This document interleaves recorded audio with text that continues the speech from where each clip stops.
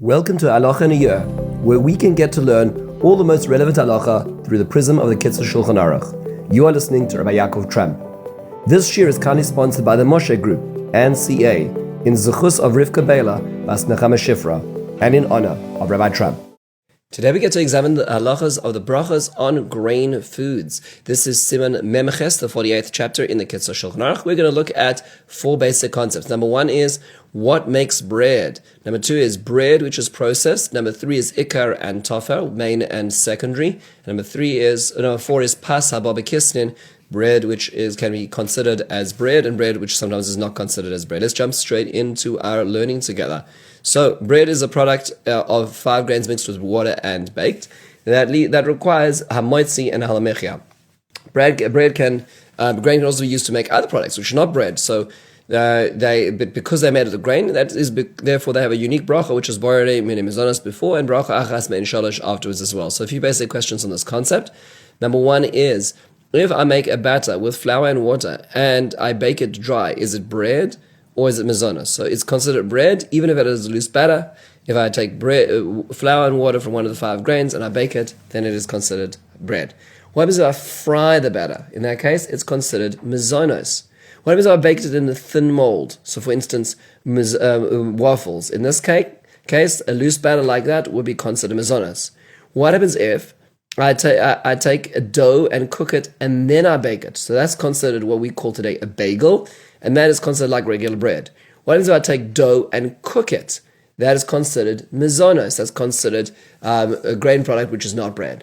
What about grits? So grits are a type of porridge which are made from coarse ground, dried maize or types of grain. The latter being maize that has been treated by an alkali in the process called nixtamalization.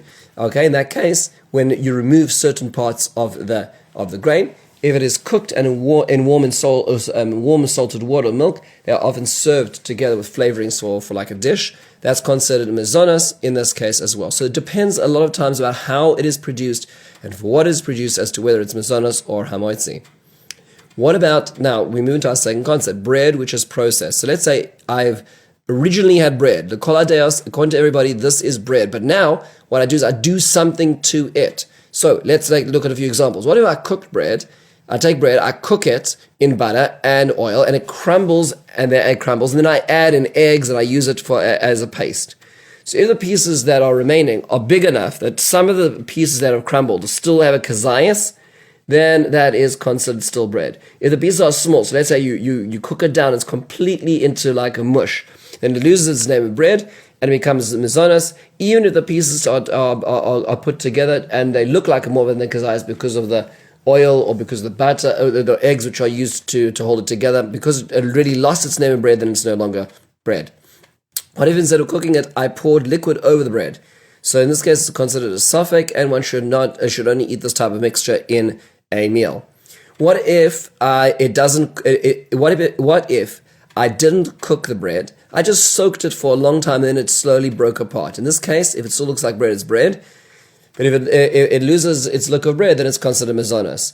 If the liquid that it is soaking in loses it starts changing its color, or if it's soaked in red wine, that's considered losing its status of bread. What about products made from matzah or bread crumbs, and they're mixed together with eggs, milk and oil, and then fried? So, for instance, these are like a lot of matzah meal things. Those are considered mizonos, even though they originally came from bread or matzah. We look into the halachas of ikar and tofel. This means the main and the secondary. So we're talking about the mixture of different of mizonos into a shehakol as well. What do we do in such a situation? So if let's say I dip my bread in soup, I put soup nuts into a soup. What bracha do I make? So if we're dealing with mizonos and soup, then in that case we always say the mizonos is not batil, is not annulled, and I will say my mizonos. What if I really want the soup? The crouton is just an add-on, not the soup just being the dip. So then I would say shehakol on the whole thing as well. But it's best to say shehakol on the soup and then take a little piece of the mizonos out and to say it separately. This is because generally speaking we do say that grain products are not considered tofel, secondary. What if I cook grain products together with non-grain products? For example, firefall. What's the bracha? So since you see the ingredients separately, you say 2 separate brachos. What about a sauce? If I cook it together, then the sauce it's considered tafel. In that case, I would not say a bracha on the mezonos. What if the products are ground and then mixed together? So in this case, we say it's mezonos, even if it's the minority as well. So I take some cookie and I grind it up and I mix it with something else, it still would be mezonos. What if the grain isn't for taste, but rather just to hold it together? In this case, the grain does not require bracha of mezonos because its function there is secondary. What about a sauce which has an occasional roasted grains in it? In this case, the she'akol is the sauce is she'akol. If one specifically pulls out the grain to eat them by themselves, then there is a mezonos on those as well.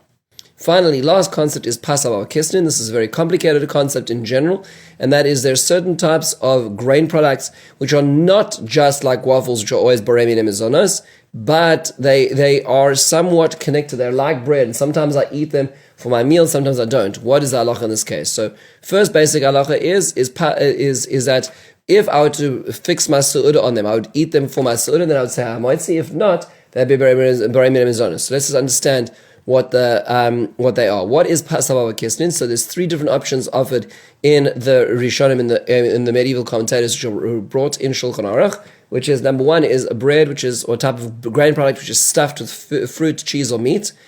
That's one option. Another is a bread which is kneaded with oil, honey, or milk, or eggs, so it's not just with water. Or number three is, the Kitzur doesn't mention this one, but the Shulchan Aruch does, which is a type of grain product which is baked thin like a cracker. Do we need all three or either or of these are requirements? So we paskin נחמה that it's either or of these. So any of these three categories is the category of pasav kisnin. So how much needs to be eaten in order to warrant hamoitza birkas hamazon?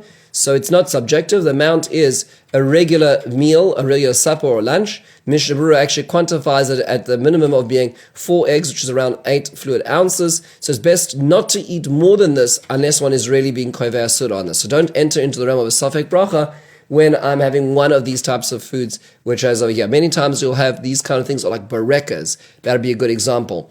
Many would hold that pizza as well belongs in this category as well. So one shouldn't be sure. If one's kover asur, then have enough of it. If one's not, one's just having a snack, one should make sure not to have more than 4 eggs or 8 fluid ounces of this particular substance. What if I started thinking I'd eat a little bit, but then I end up eating more? In that case, if what remains to be eaten is less than kfiyas suda, then one only when connected to what one has eaten up till now, without it being in mind of the suda, then in this case, one continues eating and finishes with birkas hamazon. However, if what remains to be eaten, so I'm in the middle of the meal, and then I said I'm going to have a little more, I want to make my meal on this. If what remains to be eaten is still has enough for kfiyas suda, so at least 4 eggs left, then one would say moitzi before it remains, and then a birkas hamazon on the entire meal as well. So one has to be a little careful and sensitive when it comes to what one eats and how one eats it as well. Lots more halachas, but this is a general overview to be aware of what and when to ask. Have a wonderful and meaningful day.